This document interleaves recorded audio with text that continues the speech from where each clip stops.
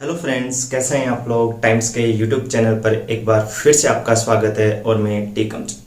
आज की इस वीडियो लेक्चर में हम बात करेंगे lecture technical education mathematics paper first के सॉल्यूशन का पार्ट नंबर 14।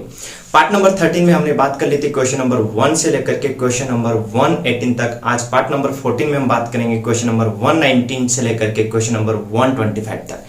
सारे पार्ट्स के लिंक्स जो है वो डिस्क्रिप्शन बॉक्स में दिए हुए हैं, एज वेल एज हमने सारे पार्ट्स की एक प्लेलिस्ट बना ली है और उस प्लेलिस्ट का जो लिंक है वो भी डिस्क्रिप्शन बॉक्स में दिया हुआ है। साथ ही साथ अगर आपके पास में पेपर नहीं है तो पेपर को डाउनलोड करने का लिंक भी डिस्क्रिप्शन बॉक्स में दिया हुआ है। तो चलो बात करते हैं हम पार्ट नंबर 14 की। और पार्ट नंबर 14 में मैं लेके आया हूं आपके लिए क्वेश्चन नंबर 119 से लेकर के क्वेश्चन नंबर 125 तक।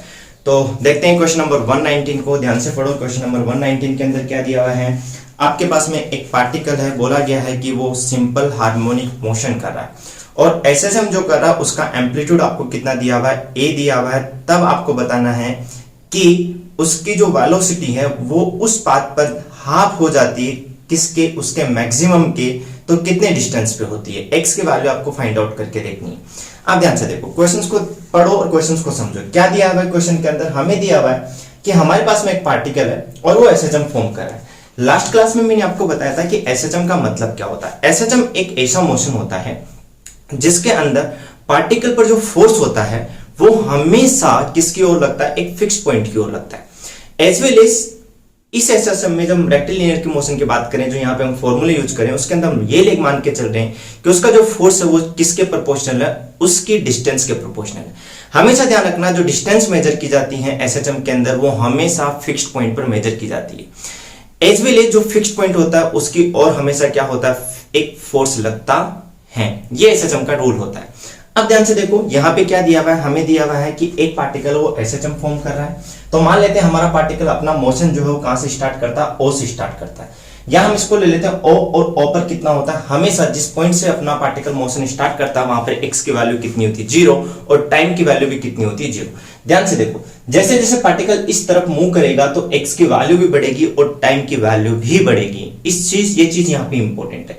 आगे क्वेश्चन के अंदर बोला गया इस एसएचएम का जो एम्पलीट्यूड है वो एम्पलीट्यूड कितना दे रखा है, आपको ए दे रखा है। एम्पलीट्यूड का मतलब क्या होता है, उस मोशन के अंदर उसका मैक्सिमम डिस्प्लेसमेंट।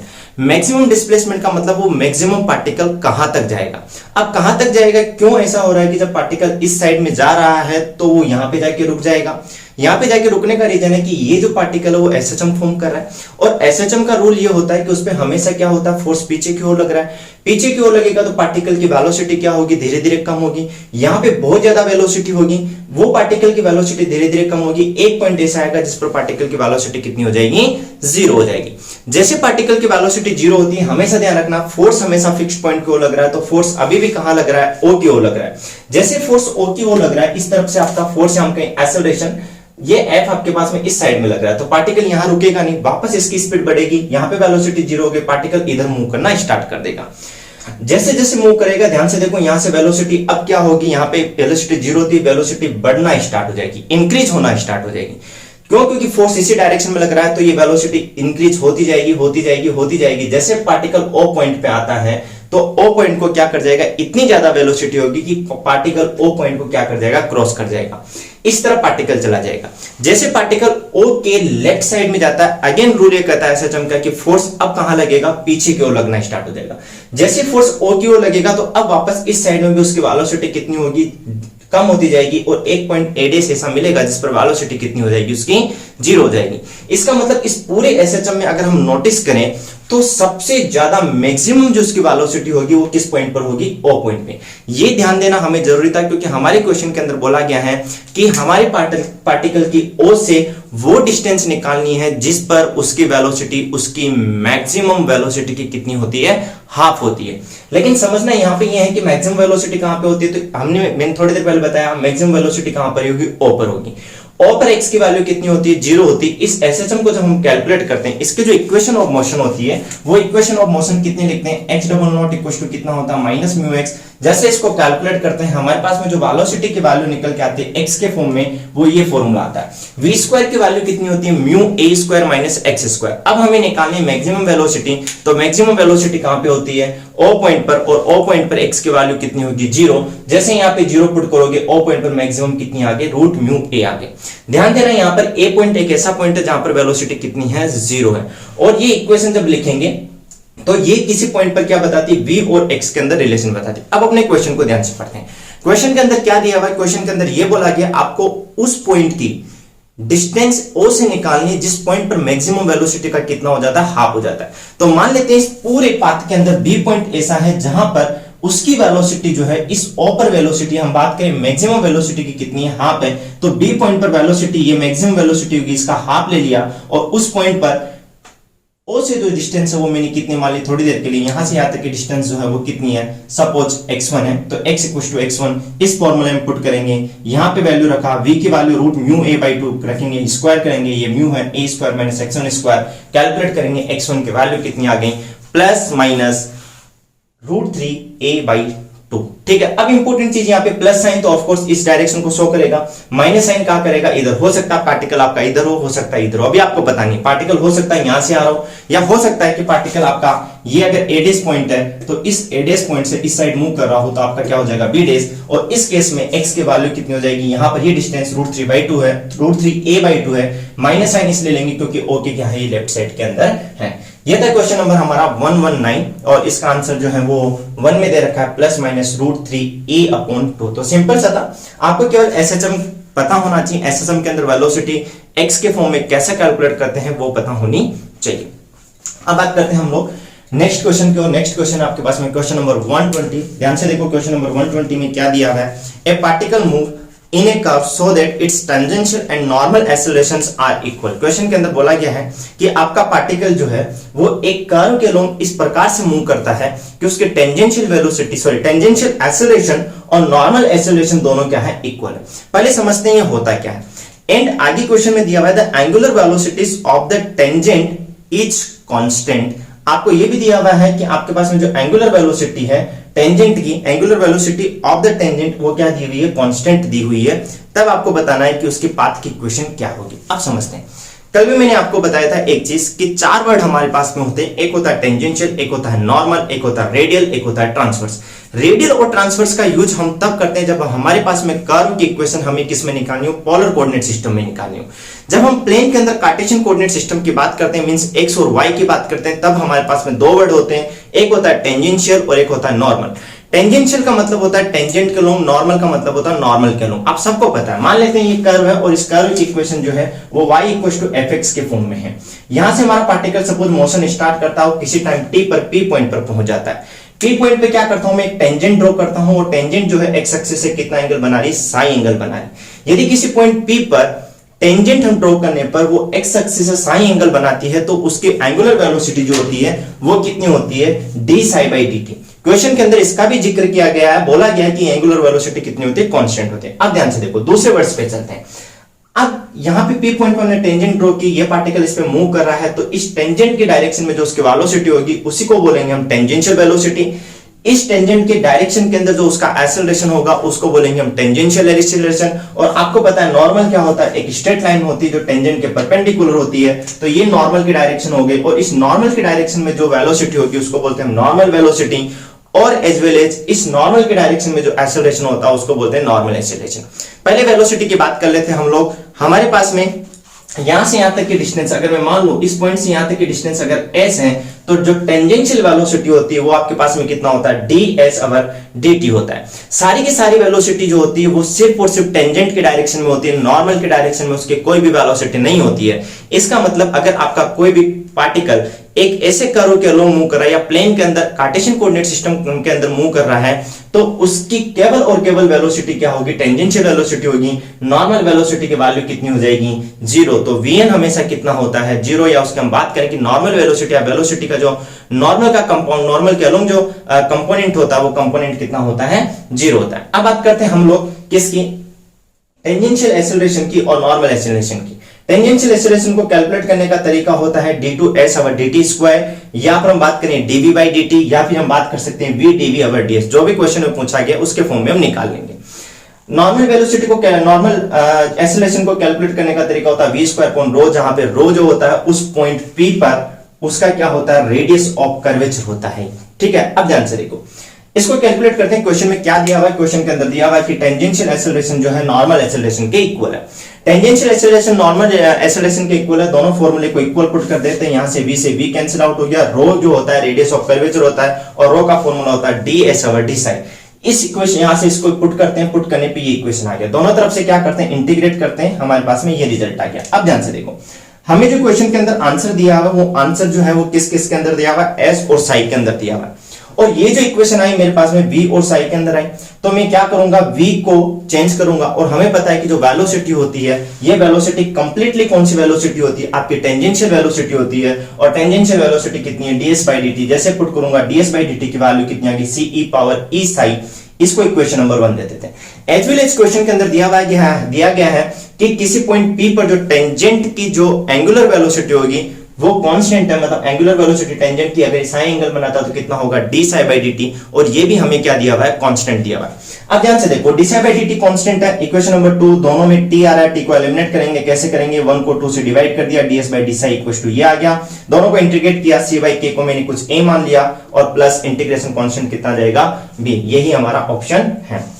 तो ये आसान सा क्वेश्चन था, आपको बस फॉर्मूला पता होना चाहिए कि नॉर्मल एक्सेलरेशन क्या होता है, आपके पास में टेंजेंशियल एक्सेलरेशन कितना होता है, एंगुलर वेलोसिटी कितनी होती है, और फॉर्मूले में पुट करके जस्ट क्या करना था, इंटीग्रेट करना था। इस सेक्शन के अंदर सारे के सारे क्वेश्चंस जो है वो डायनेमिक्स के। पिछले वाले सेक्शन में भी सारे क्वेश्चन डायनेमिक्स थे।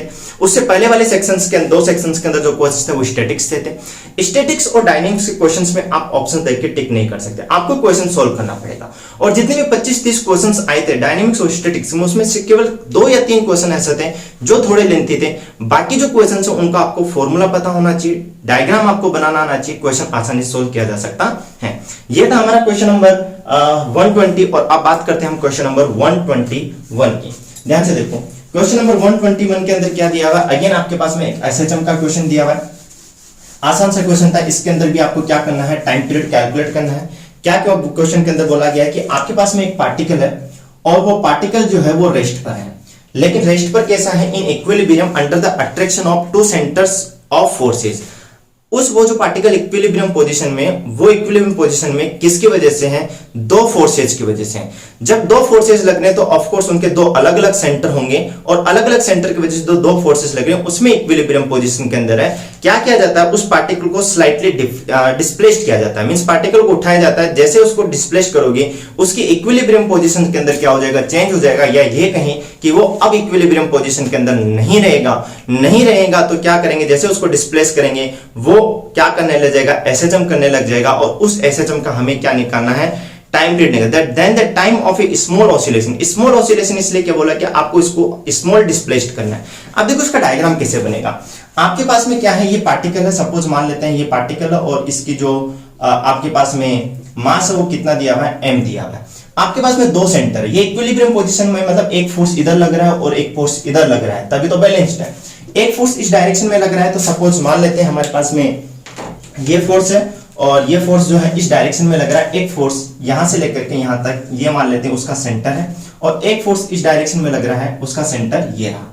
इस पॉइंट को आप चाहो तो O मान लो, इस पॉइंट को चाहो तो O' मान लो, और इसको C फोर्स सेंटर के अंदर मान लेते हैं। फिलहाल इन पे 2 फोर्स लग रहा है। ये पार्टिकल है, इसकी वजह से फोर्स किधर लगेगा, इधर लगेगा, इसकी वजह से इधर लगेगा। अगर मैं इसको स्ट्रिंग लेता हूं, सपोज ये कोई रस्सी टाइप की है, तो इसके अंदर क्या होगा, ये फोर्स एक तरह से एक टेंशन होगा, इस पे टेंशन इधर लगेगा, इस पे टेंशन इधर लगेगा। इन दोनों पॉइंट्स के बीच की डिस्टेंस आपको दी हुई नहीं है क्वेश्चन के अंदर, तो यहां से यहां हम थोड़ी देर के लिए मान लेते हैं कि कितनी है, ये a है। A particle resting in the equilibrium under the attraction of 2 center of forces attack directly as the distances, their intensity being mu dash, the particle is slightly displaced towards one of them, then the time of a small oscillation। ये a मान लेता हूं, और ये थोड़ी देर के लिए मैं मान लेता हूं कि इन दोनों पॉइंट्स के बीच की डिस्टेंस कितनी है, b है। इसकी वजह से इस पोर्शन की वजह से, इस सेंटर ऑफ अट्रैक्शन की वजह से इधर जो इंटेंसिटी दी वो म्यू दी हुई है, फोर्स इधर लग रहा है, इंटेंसिटी इधर, इसकी वजह से इंटेंसिटी कितनी है आपके पास में, म्यू डेश है। अब ध्यान से देखो, ये अभी इक्विलिब्रियम पोजीशन के अंदर है, और क्वेश्चन के अंदर आपको बोला गया है कि जो आपके पास में अट्रैक्शन फोर्स है, वो अट्रैक्शन फोर्स डायरेक्टली किसके प्रोपोर्शनल है, इसके डिस्टेंस के प्रोपोर्शनल है। मींस x डबल नॉट की वैल्यू जो होगी, उसका जो अट्रैक्शन होगा, उसका जो एक्सेलरेशन होगा, x के प्रोपोर्शनल है। एज वेल एज आपको पता है कि इसका एक्सेलरेशन किधर लग रहा है, दो एक फिक्स पॉइंट की ओर लग रहा है, फिक्स पॉइंट की ओर एक्सेलरेशन लग रहा है। दूसरी इंपॉर्टेंट चीज आपके पास में दी हुई है कि एक्स के प्रोपोर्शनल है। जब ऐसी सिचुएशन होती है तो उसका मोशन कैसा होता है, एसएचएम होता है। और थोड़ी देर पहले बात की थी एसएचएम का टाइम पीरियड निकालने का तरीका क्या होता है, t इक्वल टू 2π/√μ, जहां पे म्यू की वैल्यू कैसे कैलकुलेट करते हैं, x double not equal to minus mu x है। तो पहले क्या करना है, हमें इस डायग्राम से हमें इक्वेशन ऑफ मोशन लिखना है। इक्वेशन ऑफ मोशन लेकर के हम क्या करेंगे, म्यू की वैल्यू निकालेंगे और टाइम पीरियड कितना हो जाएगा, t इक्वल टू 2π/√μ। उसके लिए ध्यान से देखो क्वेश्चन के अंदर क्या दिया गया कि दो सेंटर ऑफ फोर्सेज है, एक इस पे लग रहा है, एक इस पे लग रहा है, ये इक्विलिब्रियम पोजीशन में है और इक्विलिब्रियम पोजीशन में है। तो ध्यान से देखो क्या होगा, in equilibrium position. Equilibrium position की बात करें तो इक्विलिब्रियम पोजीशन के अंदर ये अभी फिक्स है, तो इसका मतलब जितना फोर्स इधर लग रहा है उतना ही फोर्स इधर लग रहा है। अब इधर फोर्स कितना लगेगा, इसका मैंने जो मास है वो कितना मान लिया m, तो फोर्स कितना लगेगा m म्यू और डिस्टेंस के प्रोपोर्शनल है, तो m mu a equals to कितना आ जाएगा, इस पोर्शन की वजह से मास सेम है, डिस्टेंस अलग हो जाएगी और इंटेंसिटी उसकी वो भी क्या है, अलग है। इसको दे देते हैं इक्वेशन नंबर 1। अब ध्यान से देखो आगे क्वेश्चन के अंदर क्या बोला गया, बोला ये गया कि चलो ये तो आपकी इक्विलिब्रियम पोजीशन है। अब इसको क्या करते हैं, इस पार्टिकल को हम क्या करते हैं, डिस्प्लेस्ड करते हैं, स्लाइटली करते हैं, हल्का सा करते हैं। किसकी ओर करते हैं, चाहे इधर कर दो चाहे इधर कर दो। मैंने क्या किया, इस पार्टिकल को इस साइड में डिस्प्लेस्ड कर दिया और मैं इस पार्टिकल को उठा करके यहां पे ले आता हूं। जैसे इस पार्टिकल को मैं उठाता हूं यहां लाता हूं, अब ये इक्विलिब्रियम पोजीशन चेंज हो गया, इक्विलिब्रियम पोजीशन में नहीं रहा। जैसे मैं इसको छोड़ूंगा पार्टिकल क्या करेगा, इस साइड मूव करना पड़ेगा, इस साइड मूव करेगा, फिर आपके पास में वेलोसिटी, आपका अट्रैक्शन फोर्स इधर ज्यादा लगा, वेलोसिटी कम होगी, फिर इधर आएगा वेलोसिटी 0, फिर पार्टिकल इधर मूव करेगा। कहने का मतलब इस पॉइंट सी के इर्द गिर्द या हम बात करें टू एंड फ्रो क्या करेगा, वो आपका ऑसिलेट होगा और अब वो जो मोशन होगा वो कैसा हो जाएगा, एसएचएम हो जाएगा। तो उसका हमें क्या निकालना है, टाइम पीरियड निकालना। अब ध्यान से देखो टाइम पीरियड निकालने के लिए यहां से यहां जो मैंने डिस्प्लेस्ड किया, यहां से यहां तक की जो डिस्टेंस है, मान लेते हैं ये पी पॉइंट पर आ जाता है और पी पॉइंट पे आ जाता है, यहां से यहां की डिस्टेंस में कितने ले लेता हूं, एक्स ले लेता हूं। तो अब ध्यान से देखो इस पोर्शन की वजह से कितना हो गया, a प्लस एक्स हो गया और इसकी वजह से टोटल कितना था, b। तो ये डिस्टेंस कितनी हो जाएगी आपके पास में, इस ओडे सेंटर से b माइनस एक्स। तो यहां से लेकर के यहां तक की डिस्टेंस की बात करूं तो ये तो हो गया b माइनस एक्स और इस o से मैं बात करूं कंप्लीटली तो ये कितना हो जाएगा a प्लस एक्स। ऐसा क्यों कर रहे हैं, क्योंकि यहां पर जो सेंटर ऑफ फोर्स है वो कितने दिए हुए हैं आपके पास में, 2 दिए हुए। तो दोनों के केस में आपको क्या करना पड़ेगा, टेंशन कैलकुलेट करना पड़ेगा और उसके बाद उनका नेट टेंशन देखना पड़ेगा। तो ध्यान से देखो यहां पे अब क्या होगा, हम डायरेक्ट लिखते हैं इक्वेशन ऑफ मोशन। इंपॉर्टेंट चीज होती है जब आप इक्वेशन ऑफ मोशन लिखते हो तो आपके पास में प्लस साइन किस ओर लेना है, माइनस साइन किस ओर लेना, उस साइड प्लस लेते हैं जिस डायरेक्शन में एक्स क्या होता है, इंक्रीज होता है। मैंने क्या कहा आपको थोड़ी देर पहले, ये उसका सेंटर बन जाएगा एसएचएम का और मैं इस डायरेक्शन में एक्स को क्या ले रहा हूं, पॉजिटिव ले रहा हूं। तो इस डायरेक्शन में जैसे इस साइड जाएंगे तो जो आपके पास में इस पोर्शन के अंदर जो आपके पास में फोर्स होगा वो पॉजिटिव लेंगे, इस पोर्शन के अंदर जो होगा वो ऑटोमेटिकली क्या हो जाएगा, नेगेटिव हो जाएगा। तो ध्यान से देखो इस पोर्शन के अंदर फोर्स कितना होगा, डिस्टेंस कितनी है आपके पास में, ये रहा b माइनस एक्स। तो इसको कैलकुलेट करेंगे तो m और ये हो गया x डबल नॉट। ये तो कंप्लीट उसका मोशन हो जाएगा, वो किसके इक्वल होगा, इस सेंटर ऑफ फोर्स के कारण। तो कितना हो जाएगा m और ये कितना हो गया म्यू डेस और कितना है आपके पास में b माइनस एक्स। ये डिस्टेंस है माइनस साइन के साथ में, क्यों, क्योंकि ये इस c के अपोजिट डायरेक्शन में, तो नेगेटिव साइन से लेंगे, नेगेटिव साइन लेंगे तो कितना हो जाएगा m और ये हो गया म्यू और ये कितना आ जाएगा a प्लस एक्स। जैसे इसको कैलकुलेट करेंगे ध्यान से देखो ये कितना हो गया आपके पास में, m तो सब जगह से कैंसिल आउट कर दो और ये कितना हो गया x double not equals to, यहां से ध्यान से देखो m म्यू डेस b minus m mu a और इक्वेशन नंबर 1 को देखते हैं तो दोनों ही क्या है, इक्वल। दोनों इक्वल है तो क्या हो जाएंगे, कैंसिल आउट हो जाएगा। यहां से m कॉमन आ गया, x आपके पास में, सॉरी m तो हमने कैंसिल आउट कर दिया, बचा क्या क्या, ध्यान से देखो यहां पे आपके पास में ये म्यू डेस आएगा तो माइनस में माइनस साइन बाहर आ जाएगा तो कितना बच गया, म्यू डेस प्लस म्यू और ब्रैकेट में कितना बाहर कितना आ गया, x। ये आपके पास में एक इक्वेशन बन गई जिसको बोलते हैं एसएचएम की इक्वेशन। अब हमें क्या करना है, इससे म्यू की वैल्यू निकालनी है। म्यू यहाँ पे भी कितना हो गया, म्यू प्लस म्यू डेस कंप्लीटली हो गया। इसको हम देखते हैं तो ध्यान से देखो ये आपके पास में, इसको अगर मैं कंपेयर करता हूं इस इक्वेशन से h double not equal to minus mu x से, तो इसका टाइम पीरियड कितना था, t इक्वल टू 2π/√μ। तो हेंस यहाँ पे हम टाइम पीरियड की बात करें तो हेंस टाइम पीरियड जो आपके पास में होगा वो कितना आ जाएगा, दैट इज इक्वल्स टू, उसको हम t से डिनोट करते हैं और t इक्वल्स टू कितना होगा 2π/√μ और यहाँ पे म्यू की वैल्यू कितनी आ गई, completely mu dash plus mu.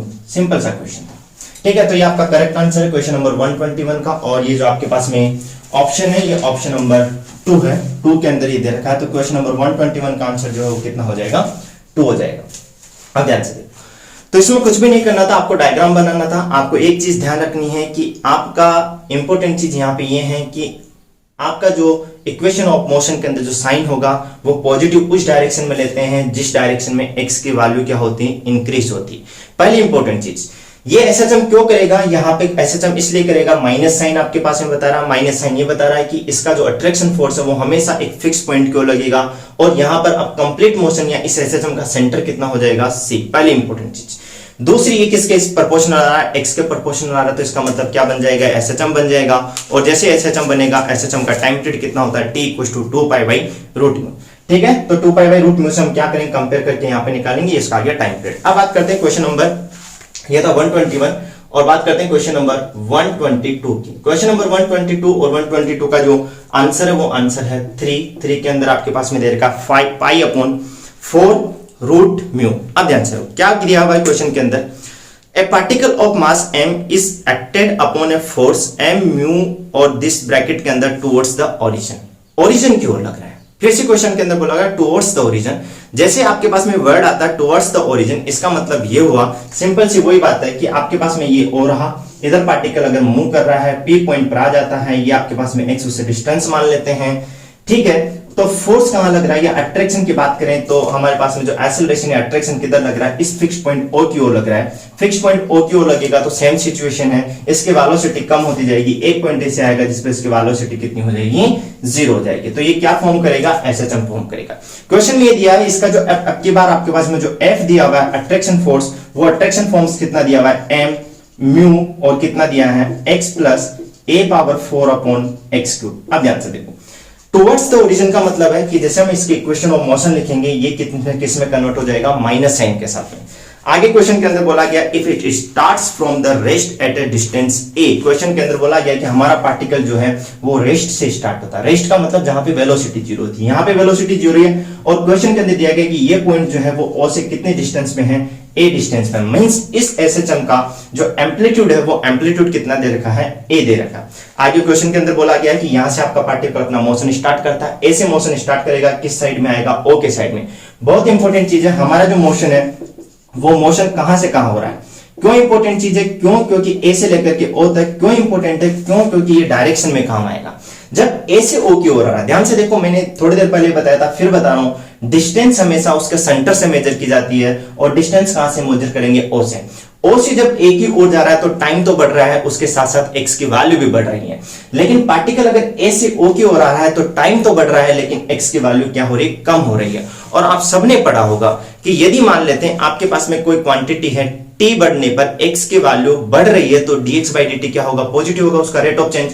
और अगर t की वैल्यू बढ़ने पर x की वैल्यू कम हो रही है, डिक्रीज हो रही है, तो dx/dt जो रेट ऑफ चेंज होगा वो कितना होगा, माइनस साइन। तो जब इसको आगे कैलकुलेट करेंगे तो प्लस और माइनस लेने के अंदर ये चीज बहुत ही इंपॉर्टेंट है। हमारे क्वेश्चन के अंदर बोला गया इट स्टार्ट्स फ्रॉम रेस्ट, यहां से स्टार्ट होता है, o की ओर स्टार्ट हो रहा है, then time to arrive at origin. तो ये बताइए कि जब पार्टिकल a से स्टार्ट हो रहा है तो वो जो o तक पहुंचता है, तो उस o तक पहुंचने में उसको कितना टाइम लगता है। ध्यान से देखो, यहां पर मैं मान लेता हूं जहां से पार्टिकल अपना मोशन स्टार्ट करता है वहां पे टाइम कितना लेते हैं हम लोग, 0। तो ए से पार्टिकल हमारा स्टार्ट हो रहा है, यहां पे टाइम कितना ले लिया मैंने, 0। जब ओ पॉइंट पे पहुंचता है तो टाइम कितना हो गया, t1।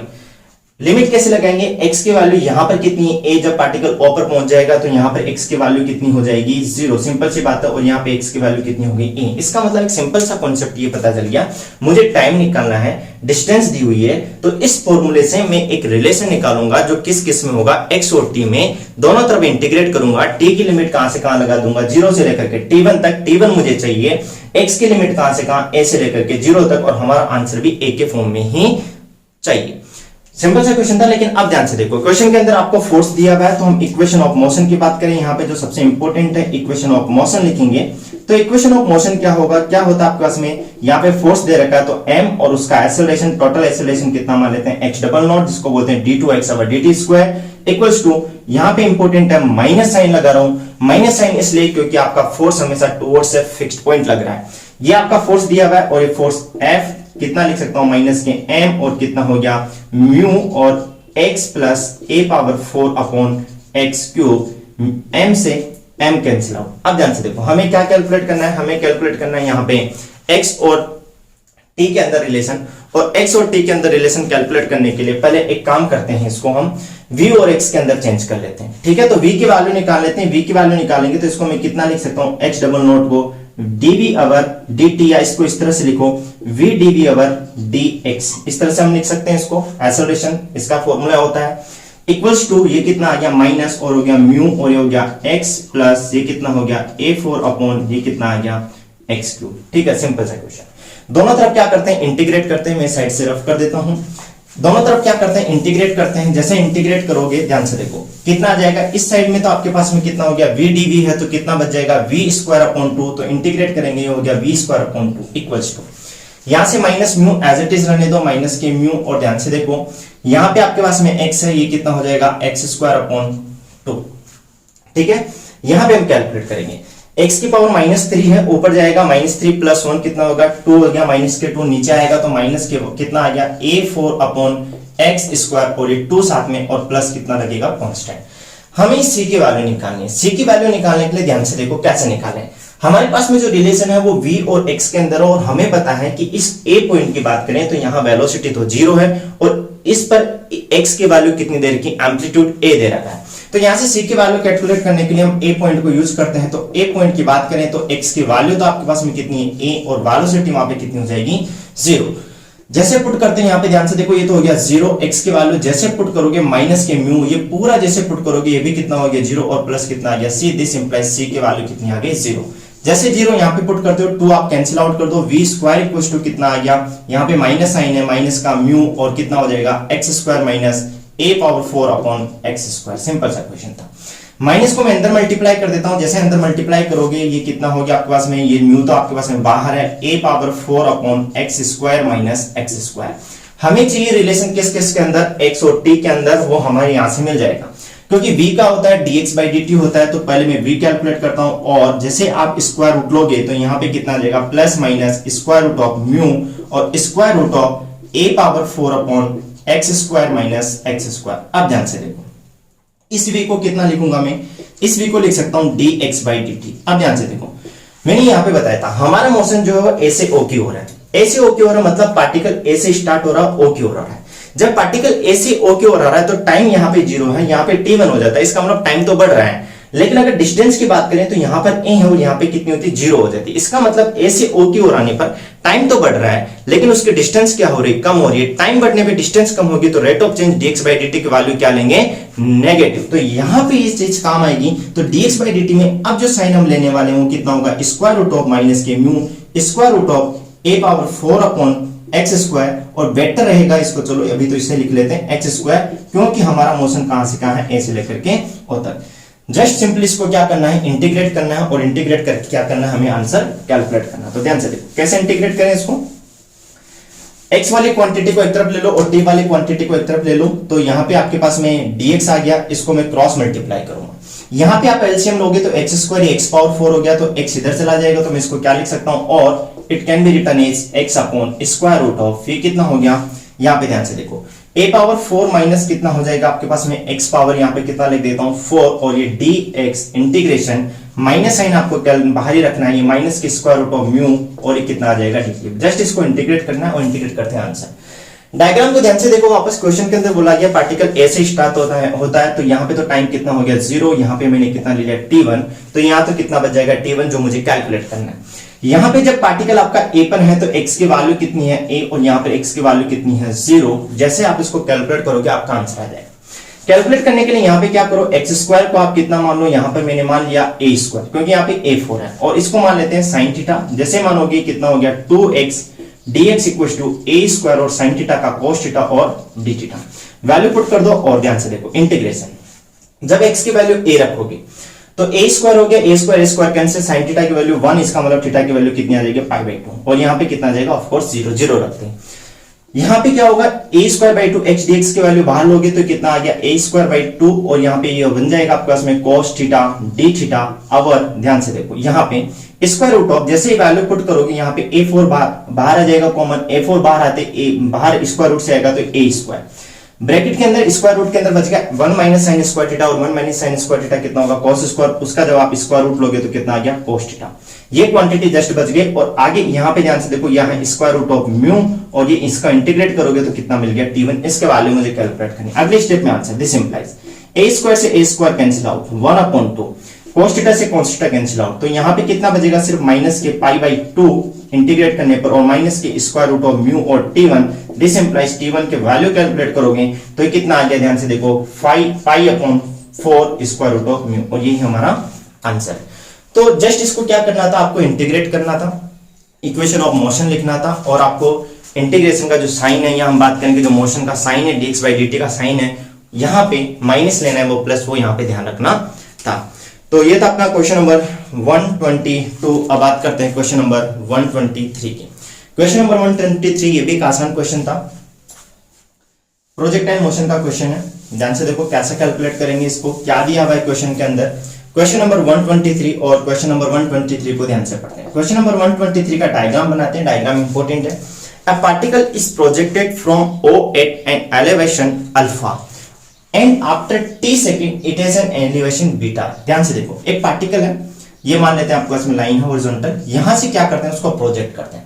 प्रोजेक्ट करते हैं तो मान लेते हैं उसको किस वेलोसिटी से प्रोजेक्ट किया जा रहा है, u वेलोसिटी से प्रोजेक्ट किया जा रहा है, और यहाँ पे u वेलोसिटी जो है उसका एलिवेशन का मतलब है वो हॉरिजॉन्टल से जो एंगल बनाती है वो कितना दिया हुआ, अल्फा दिया हुआ।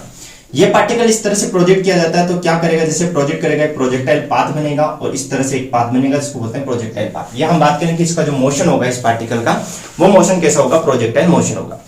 आगे क्वेश्चन के अंदर बोला गया है कि पार्टिकल यहां से स्टार्ट होता है, तो यहां पर तो टाइम की वैल्यू कितनी होगी, 0। इस पॉइंट को मैं मान लेता हूं सपोज ए है। आफ्टर टी टाइम के बाद हमारा पार्टिकल मान लेते कहां पहुंच जाता है, पी पॉइंट पर पहुंच जाता है। और क्वेश्चन के अंदर अब दिया हुआ है कि पी पॉइंट पर उसका एलिवेशन जो है, अब एलिवेशन कहां से देखने पर, ओ से देखने पर, वो कितना दिया हुआ, बीटा दिया हुआ। मींस इस पी को इस ए से मिला दूं तो ये जो एंगल दिया हुआ है वो एंगल कितना दिया हुआ है, बीटा दिया हुआ है। मैं क्या करता हूं, ये किस समय में पूछा, टी सेकंड के अंदर यहां पहुंच गया। इस पॉइंट के कोऑर्डिनेट यदि मैं x, y ले लेता हूं तो आपको पता है कि ये डिस्टेंस जो होगी वो तो कितनी होगी आपके पास में x होगी, इसको मैं m मान लेता हूं थोड़ी देर के लिए, और ये डिस्टेंस कितनी होगी, y होगी। अब ध्यान से देखो, मैं क्वेश्चन को कैलकुलेट करने के लिए क्या करता हूं, इस O से लेकर A से लेकर के P तक की जो डिस्टेंस है उसको a मान लेता हूं। तो यहां से अगर आप डायग्राम से देखते हो तो x की जो वैल्यू होगी वो कितना होगा, इस पार्ट का कंपोनेंट होगा इस डायरेक्शन में, तो कितना आ जाएगा, a cos बीटा। और अगर मैं y की बात करूं तो y कितना हो जाएगा यहाँ पर, a sin बीटा। जहां जरूरत पड़ेगी इसको हम क्या कर लेंगे, यूज कर लेंगे।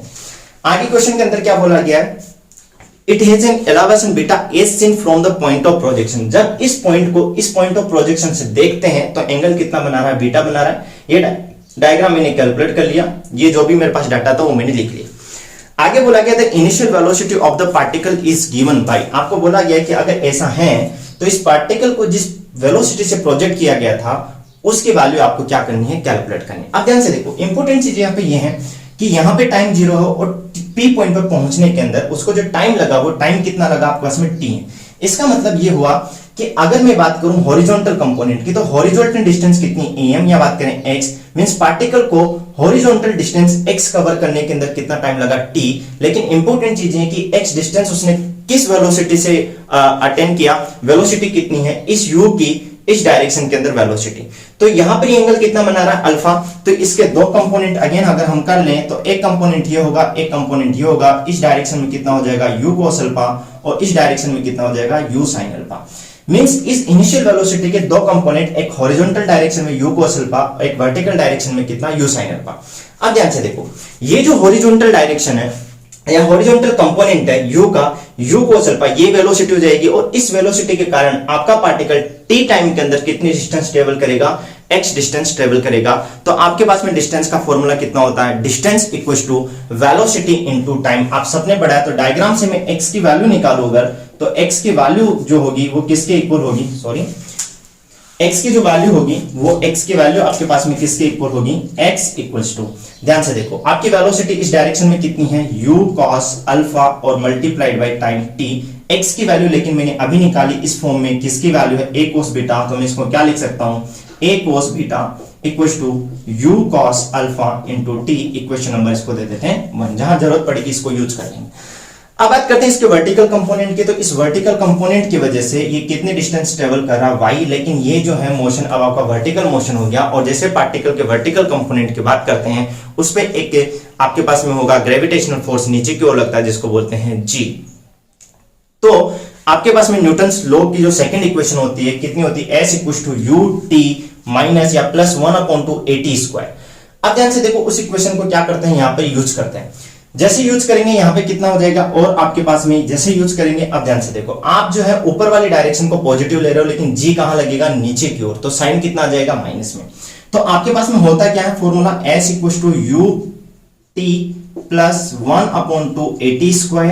ये आपके पास में न्यूटन्स की सेकंड इक्वेशन होती है जहां पर u क्या होती है, इनिशियल वेलोसिटी। हम बात करते हैं वर्टिकल कंपोनेंट की, और हम किस सेंस के अंदर लेते हैं, हम बात करते हैं कि जब पार्टिकल आपका ऊपर की ओर जा रहा है तो उसकी वेलोसिटी हम बात करें उसकी डिस्टेंस इंक्रीज होती है।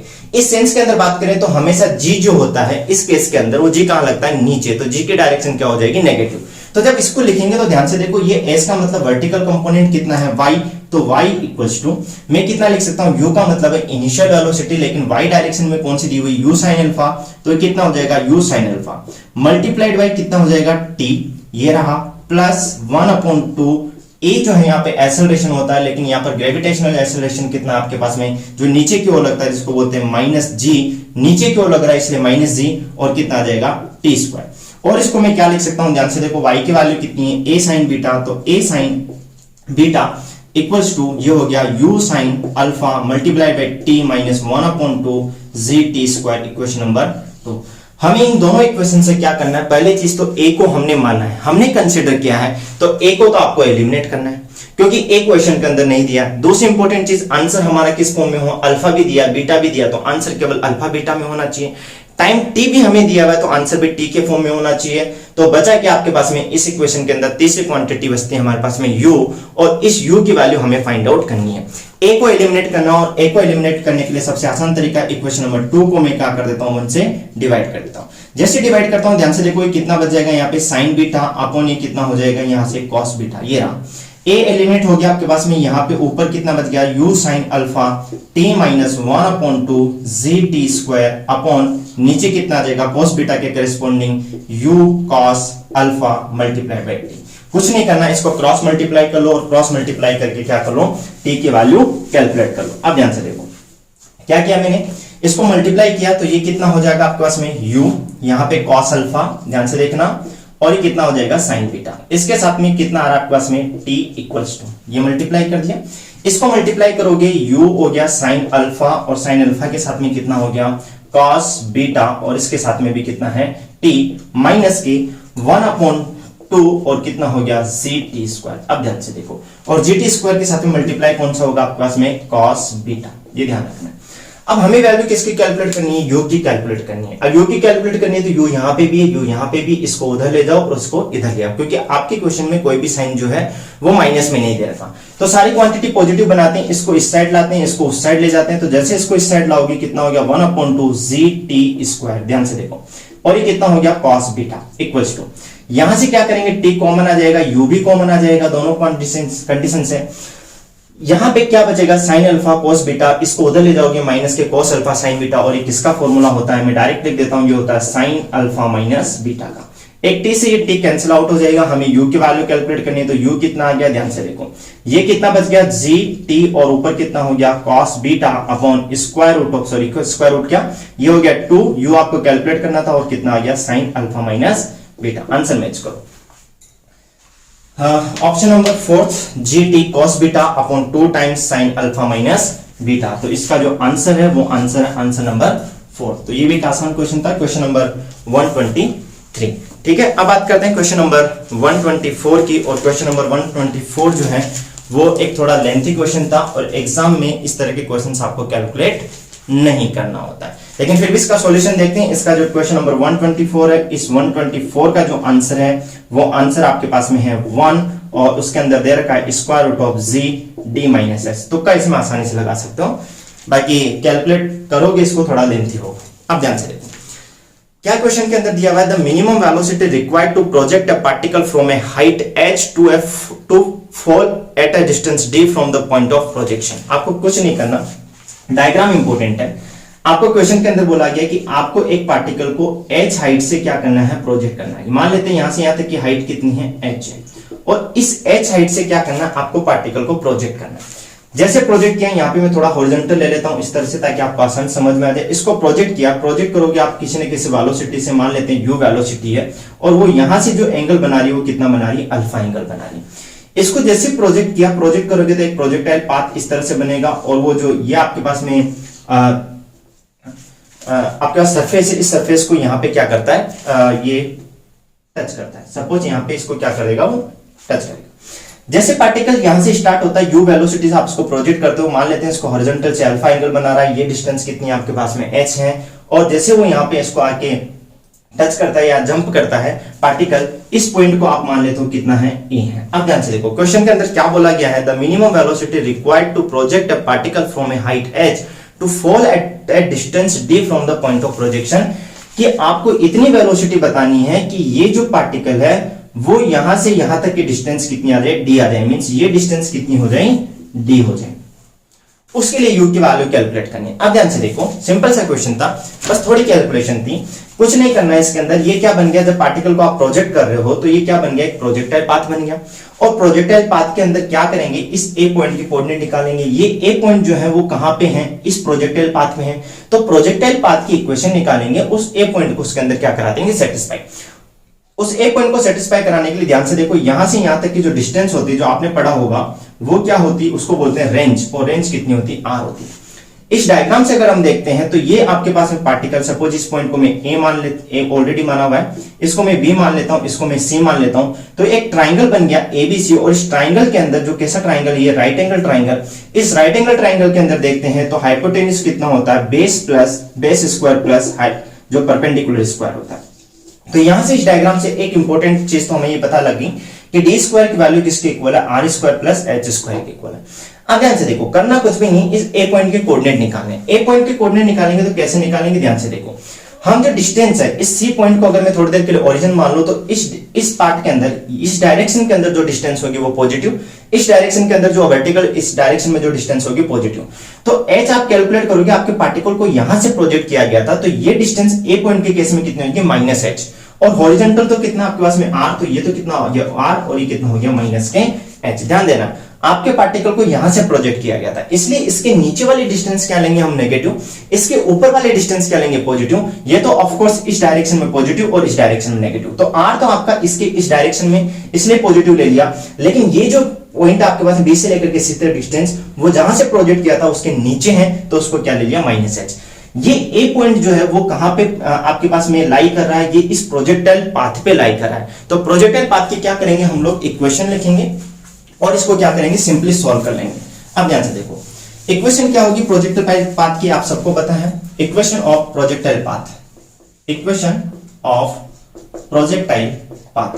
प्रोजेक्टाइल पाथ की जो इक्वेशन होगी वो क्या होती है आपके पास में, y equals to x tan alpha minus 1/2 G x square upon you square cos square alpha. ये इक्वेशन होती है किसके, प्रोजेक्टाइल पाथ की। अब ध्यान से देखो, ये जो पॉइंट ए है, इसको इक्वेशन नंबर 1 दे देते हैं। ये जो पॉइंट ए है वो इस प्रोजेक्टाइल पाथ पे स्थित है। तो सिंस हमारे पास में ए और ए के कोऑर्डिनेट कितने हैं, r, माइनस एच, ये कहां पे लाई करता है, लाइज ऑन 1, देयरफॉर जैसे इस पे लाई करेगा तो क्या करेगा, इस इक्वेशन को सेटिस्फाई करेगा। x की वैल्यू r रख दो और y की वैल्यू कितनी रख दो, माइनस एच। जैसे पुट करोगे कितना आ गया, माइनस के एच इक्वल टू x कितना हो गया, r, और ये कितना हो गया, tan अल्फा, माइनस के 1/2, ये हो गया g x square upon you square. ध्यान से देखो, इस cos स्क्वायर अल्फा को मैं ऊपर ले जाऊंगा, ऊपर ले जाते कितना बन गया, sec स्क्वायर, और sec स्क्वायर को कितना लिख दिया मैंने, 1 प्लस tan स्क्वायर अल्फा। इसको क्या करते हैं हम लोग, सॉल्व कर लेते हैं। इस 2u स्क्वायर और g को हम क्या कर देते हैं, डिवाइड कर देते हैं। जैसे आप डिवाइड करोगे, इसको मैं क्या लिख सकता हूं, ध्यान से देखो, ये क्वांटिटी माइनस में आएगी, इसको इधर ले आओ तो tan स्क्वायर अल्फा, और tan स्क्वायर अल्फा के साथ में आपके पास में क्या बच गया, केवल x square, sorry x square नहीं, यहाँ पे r स्क्वायर है, क्योंकि x की वैल्यू हमने पुट कर दी। तो यहाँ पे कितना हो जाएगा, ये r स्क्वायर, तो r square tan square alpha. पूरी क्वांटिटी को मैंने क्या किया, और को मैंने मल्टीप्लाई कर दिया इधर। यहाँ पे देखो, ये माइनस एच है, ये माइनस एच है, तो जैसे इसको लिखेंगे हम लोग, tan अल्फा की वैल्यू यहाँ पे है, इसको भी हम क्या करेंगे, इस साइड में लाएंगे तो कितना हो जाएगा, माइनस के। अब ध्यान से देखो, यहाँ पे r है और tan अल्फा है, लेकिन मैंने क्या किया, 2u स्क्वायर को क्या किया, मैंने मल्टीप्लाई किया, तो 2u स्क्वायर r अपॉन मैंने g को भी क्या कर दिया, मल्टीप्लाई कर दिया। इसके साथ कितना बच गया, tan अल्फा, और ऑलरेडी यहाँ पे क्या है, माइनस साइन है, तो यहाँ पे ध्यान से देखो, ये माइनस और ये कितना हो गया h, और इसके साथ मैंने क्या किया 2u square h upon g, एक क्वांटिटी तो ये बचेगी। यहां से माइनस को इधर करूंगा तो इधर आएगा प्लस के, और प्लस के आएगा तो ध्यान से देखो बचेगा क्या, यहाँ पे 2u स्क्वायर अपॉन g को मैंने क्या कर दिया था, डिवाइड कर दिया, तो यहाँ पे कितना बच गया, केवल r स्क्वायर, और इक्वल टू कितना हो गया, 0। ये इक्वेशन आपने लिख दी। अब ध्यान से देखो, ये जो इक्वेशन लिखी हुई है, ये इक्वेशन क्या है, tan अल्फा के अंदर एक क्वाड्रेटिक इक्वेशन है, और क्वाड्रेटिक इक्वेशन है, और हमारा पाथ जो है वो एक रियल पाथ है, और इस रियल पाथ होने के लिए इस क्वाड्रेटिक इक्वेशन का जो डिस्क्रिमिनेंट है बी स्क्वायर माइनस 4ac, उसकी वैल्यू क्या होनी चाहिए, हमेशा ग्रेटर देन इक्वल टू 0 होनी चाहिए। तो हम क्या करेंगे, यहाँ पे बी स्क्वायर माइनस 4ac की value greater than equal to कितना कर देंगे, 0 कर देंगे। जैसे 0 करेंगे, ध्यान से देखो, फॉर रियल अल्फा, ठीक है, हम क्या करेंगे, अल्फा अगर रियल होगा तो tan अल्फा भी रियल होगा, हम क्या करेंगे, बी स्क्वायर माइनस 4ac की वैल्यू जो है वो ग्रेटर देन इक्वल टू 0 करेंगे। ध्यान से देखो, बी स्क्वायर यहां से कैलकुलेट करोगे तो कितना आगे हो गया, 4u की पावर 4 अपॉन यहां पे कितना हो जाएगा, g स्क्वायर, और कितना हो गया, r स्क्वायर, ठीक है, सिंपल सा। माइनस के ये जाएगा आपके पास में 4, और ac की वैल्यू कैलकुलेट करोगे, यहां पे ध्यान से देखो, a की वैल्यू कितनी है आपके पास में, r स्क्वायर, और c की वैल्यू कंप्लीटली आपके पास में कितनी है, ब्रैकेट के अंदर r square minus 2u square h upon कितना हो जाएगा, g। एक बार देख लेना, और ये वैल्यू क्या है आपके पास में, ग्रेटर देन इक्वल टू कितनी है, 0। अब ध्यान से देखो, यहां से r स्क्वायर कॉमन आएगा, 4 कॉमन आएगा, वो तो 0 के अंदर चला गया, और क्या बचा आपके पास में, u की power 4 upon g square, minus के 4r स्क्वायर आपका 0 में चला गया, यहां पे कितना बचेगा, माइनस के r स्क्वायर, और प्लस के कितना हो गया, 2u square h upon g, और ग्रेटर देन इक्वल टू 0। मैं क्या कर रहा हूं, इस r स्क्वायर को इस साइड में ला रहा हूं, और r स्क्वायर की वैल्यू हमने अभी थोड़ी देर पहले कैलकुलेट की थी, वहां पे d स्क्वायर इक्वल टू कितना था, h square plus r square. तो यहां पे मैं क्या लिख रहा हूं, और u4 अपॉन g स्क्वायर, और ये कितना हो गया, plus 2 times u square h upon g, और ग्रेटर देन इक्वल टू, ध्यान से देखो, आर स्क्वायर की वैल्यू कितनी होगी आपके पास में, D square minus H square, क्योंकि हमने कैलकुलेट किया था डी स्क्वायर की वैल्यू कितनी थी, R square plus H square, तो आर स्क्वायर की वैल्यू कितनी होगी, D square minus H square. इस एच स्क्वायर को इधर ले आते हैं, और जैसे इधर लाओगे कितना हो गया, ध्यान से देखो, u की power 4 upon G square plus 2 times, इसको मैं लिख लूं u square upon G multiplied by h, और प्लस के H square greater than equal to D square. ध्यान से देखो, आंसर आ गया। यहां पे इस पार्ट को देखता हूं तो एक क्या बन रहा है, एक परफेक्ट स्क्वायर बन रहा है, और परफेक्ट स्क्वायर बनके कितना हो जाएगा, u square upon g plus h का होल स्क्वायर, और ये क्या हो गया, greater than equal to D square. जैसे इसको आप क्या करते हैं, इस इनइक्वालिटी को सॉल्व करते हो, तो आपके पास में एक फैक्टर के करेस्पॉन्डिंग कितना आ गया, u square upon g greater than equal two plus h, और ग्रेटर देन इक्वल टू कितना हो गया, d। और इसको मैं क्या लिख सकता हूं, u स्क्वायर इक्वल टू, ध्यान से देखो, ये क्या हो गया, ग्रेटर देन इक्वल टू, इसको इधर ले गया, g को मल्टीप्लाई किया तो g, और कितना हो गया, d माइनस h। अब ध्यान से देखो, u की वैल्यू कैलकुलेट करनी है, तो u कितना हो गया, स्क्वायर रूट ऑफ, ये greater than equal to square root of g और d माइनस h। अब ध्यान से देखो, यहां पे हमें क्या पूछा गया था, मिनिमम वेलोसिटी। तो आपका जो प्रोजेक्टाइल पाथ है, जो प्रोजेक्टाइल मोशन है, उसकी वेलोसिटी कैलकुलेट करने का ये आ गया। मींस उसकी वेलोसिटी या तो इसके इक्वल होगी या इससे ज्यादा होगी। इसका मतलब इसके इक्वल या इससे ज्यादा होगी, तो मिनिमम वेलोसिटी कितनी होगी, ऑफ कोर्स ये। तो हम बात करें मिनिमम वेलोसिटी की, तो मिनिमम वेलोसिटी जो आएगी आपके पास में, वो मिनिमम वेलोसिटी कितनी आ जाएगी, स्क्वायर रूट ऑफ g और d माइनस h। तो देखो ये थोड़ा कैलकुलेटिव था, आंसर तो आ गया, ये इसका करेक्ट आंसर है, और आंसर नंबर इसका है 1।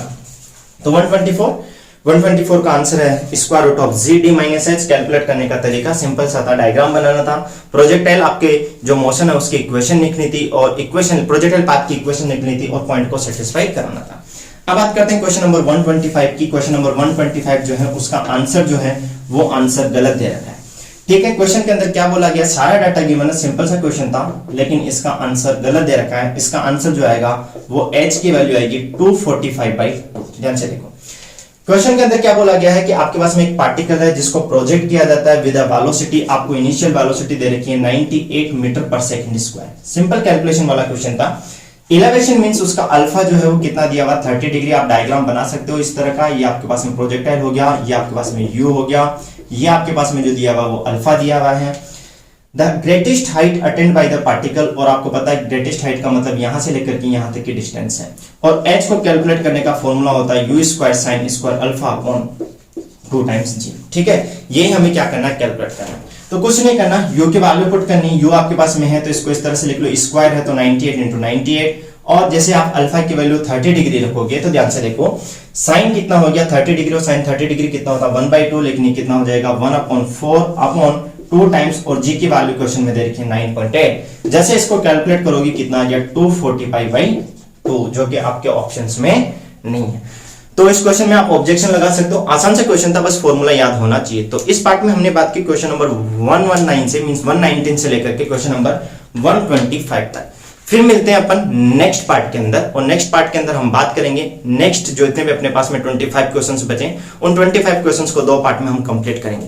मैं आशा करता हूं कि आपको ये वीडियो पसंद आया होगा, और वीडियो पसंद आया तो इसको लाइक कीजिए, अपने दोस्तों के साथ इसको शेयर कीजिए, और अगर अभी तक आपने हमारे चैनल को सब्सक्राइब नहीं किया है तो सब्सक्राइब कीजिए और बेल आइकन को प्रेस कीजिए, ताकि जैसे कोई नया वीडियो आता है तो उसका नोटिफिकेशन आपको मिल पाए। वीडियो को लास्ट तक देखने के लिए थैंक यू।